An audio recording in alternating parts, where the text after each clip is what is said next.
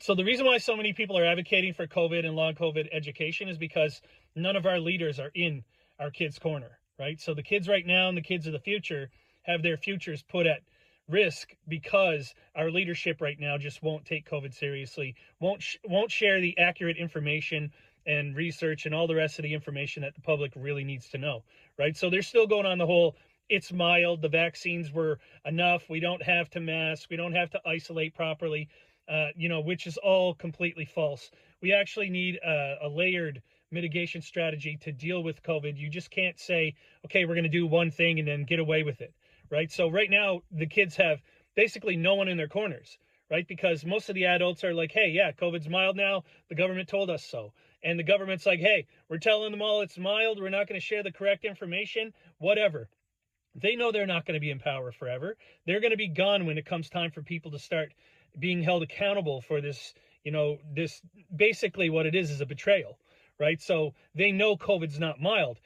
Everybody knows COVID's not mild. There is no information or evidence or research out there to show that COVID is mild. If you can show me information that shows that COVID is mild and it doesn't cause hidden damage and it doesn't cause chronic illness and it doesn't cause a whole bunch of different post-COVID conditions and it doesn't damage people sometimes permanently and for years on end, then go ahead and show me that. But you can't.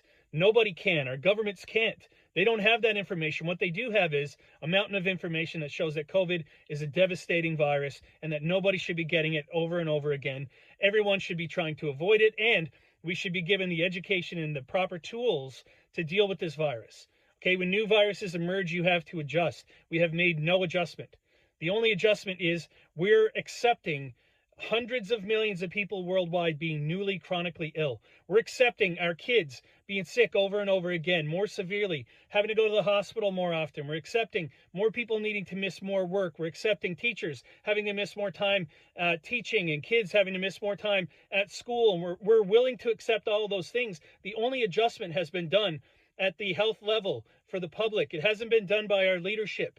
They're the ones who are supposed to be educating people. They're the ones who are supposed to be putting supports in place and giving people the proper information, which they've had for years. They know COVID is not mild. They know it. We all know it. You see how sick people are. You see how often people are having to go to the hospitals. You see kids getting weird illnesses that only happen in adults, and it's happening more frequently. We're just accepting it. We're accepting more and more and more. They're piling more and more on our plates, and we're accepting it because they're getting away with it. Nobody's holding them accountable. We need to hold these people accountable. We need to say, listen, the information doesn't add up to to our public health messaging. It doesn't add up to our public health policy. You need to do something about this as our leaders. We need to hold people accountable. They need to start doing their jobs. Occupational health and safety, public health. This information needs to get out to people. This is the equivalent of after you find out that HIV and AIDS can be spread through blood, you don't test blood after 7 years. We're just letting COVID spread freely.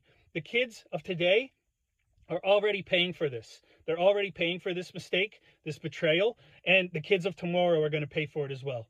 Because COVID's not gone anywhere. It's not mild. That's why so many people are advocating, because the kids don't have anybody in their corner right now.